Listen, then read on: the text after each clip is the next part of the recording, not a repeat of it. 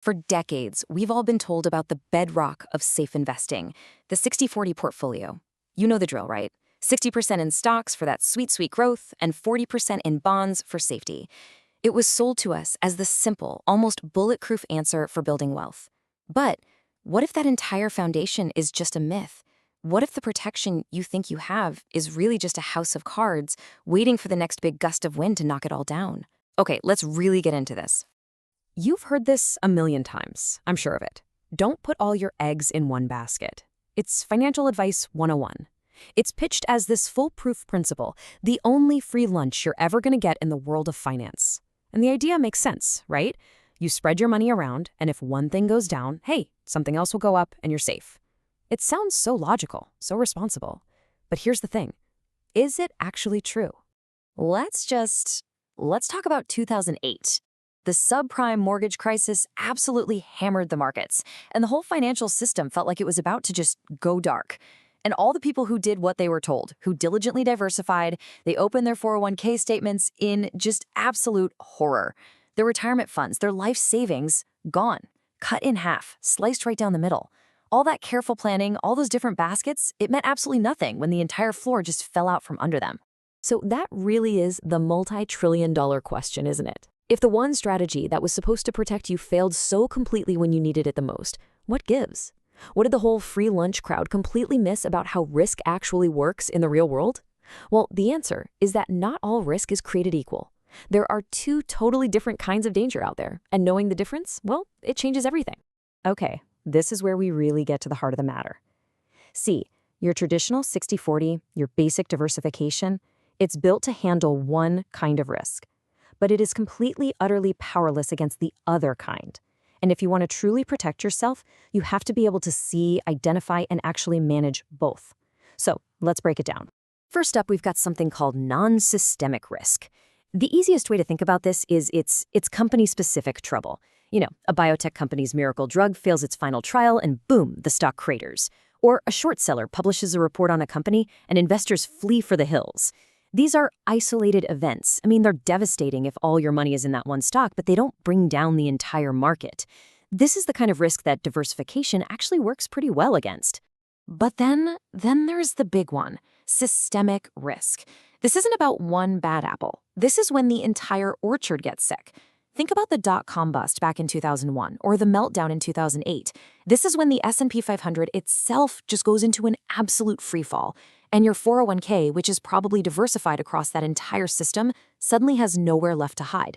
This is the monster under the bed that traditional diversification does nothing, and I mean nothing, to protect you from. So let me put it this way. With non-systemic risk, one of your eggs cracks. Yeah, it's a bummer, but you've got other eggs in other baskets. You're fine. With systemic risk, the person carrying all of your baskets trips and drops the whole lot. Every single egg smashed all at once. It doesn't matter how many baskets you had if the force of gravity takes them all down together. And this is it's the perfect analogy. Think of diversification as a flu shot. It's designed to protect you from one specific strain of illness, a single bad stock. But it gives you zero protection against a global pandemic that infects the entire economic system. And in 2008, the market caught a pandemic. So going to sleep at night thinking, hey, I'm diversified, I'm safe, it's a dangerous illusion. So if systemic risk is the real boogeyman, we got to understand what causes it. It doesn't just happen. There are these huge macroeconomic forces churning under the surface that can destabilize the entire system and make everything fall at once. Let's take a look at what they are.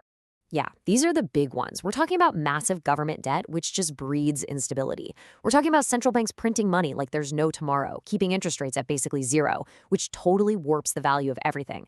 We're talking about a system just swimming in leverage, where everybody from homeowners to the biggest banks are borrowed up to their eyeballs. And of course, legislative risk, when the government does something like a credit downgrade that sends a shockwave of pure fear through the entire market. These aren't company problems, they're system problems. And this quote just nails the human element of all this. When a systemic crisis hits, it really doesn't matter if you own a bank, a tech company, or a donut shop. The people who own those stocks, the investors, they all start acting like a herd. Fear totally takes over, and everyone just hits the sell button on everything at the same time. The correlation between all assets basically goes to 1. Everything falls together. Okay, so we've diagnosed the problem, right? Diversification is just a flu shot, not a pandemic shield. So, what's the solution? Well, it's about moving away from this passive state of just hoping, oh, I really hope my stocks come back, and shifting to a position of active control, active protection. It's about buying a real insurance policy for your portfolio. This right here, this is the secret sauce. The only way to truly protect yourself when the whole system is crashing is to own something that is inversely correlated to the market. You need an asset that, by its very design, goes up in value precisely when everything else is collapsing. This isn't about finding something that might survive the crash. It's about owning the antidote to the crash itself. And here is a perfect example of what I'm talking about. On the left, you see the S&P 500. Maybe it's down, say, 40% in a big downturn. Now look to the right. That's the VIX, aka the fear index. See that relationship? They're total opposites. When the market tanks and fear goes through the roof, the VIX just explodes higher. So while one part of your portfolio is bleeding out, this other part is actually gaining value, creating this powerful hedge that can help offset those losses. This is such a critical mindset shift. You don't buy fire insurance for your house and then get mad at the end of the year because your house didn't burn down, right? Of course not. You're thrilled you didn't have to use it. This is the exact same idea. You're not betting on a crash. You're simply buying a small, relatively inexpensive insurance policy. If the market keeps climbing, awesome. Your main portfolio grows and you lose a tiny bit on the insurance premium. But if a catastrophe strikes, that policy pays out big and saves you from financial ruin. Okay, so that's the theory. But how can you actually do this? Let's get tactical. Let's look at a simple, accessible tool that pretty much any investor can use to put this insurance strategy into practice. We're going to talk about an inverse ETF with a, let's just say, a very appropriate ticker symbol, DOG. Okay, check this out. It's pretty cool. On the top row, you've got the ticker DIA. This is an ETF that just tracks the Dow Jones Industrial Average. So when the Dow goes up, DIA goes up. Simple enough. But on the bottom row, we have its evil twin, its inverse, the ticker DOG. This ETF is specifically designed to be the exact mirror opposite of the Dow. So when the Dow Jones falls, DOG goes up. I mean, how perfect is that? When the market is having a bad day, you can literally profit by owning DOG. So let's walk through the playbook step by step. First, you start to see signs of systemic risk building up. Second, you take a small piece of your portfolio and buy shares of an inverse ETF, like DOG. Third, you just wait. If the market does indeed fall, the value of your DOG shares will rise. And fourth, those gains can be a crucial buffer, offsetting the ugly losses you're seeing in your main retirement accounts. Now, I have to be clear. These are sophisticated tools. They're not meant for a buy and hold forever strategy. They're a tactical tool for specific moments, not a permanent fixture. When you boil it all down, what we're really talking about here is a fundamental shift in how you see yourself as an investor. It's about going from being a passive victim, just sitting there getting tossed around by the market's whims, to becoming an active manager of your own financial future. It's about understanding that when you have low control, your risk is incredibly high. But when you increase your control, you actually lower your risk. This slide just lays it all out plain and simple. The old way was all based on hope. You diversified, and then you just crossed your fingers and hoped the market would eventually bail you out after a crash. That is a low-control, high-risk game. The new way? It's all about control. You understand the difference between the two types of risk, and you actively use tools like inverse ETFs to hedge against that big systemic danger.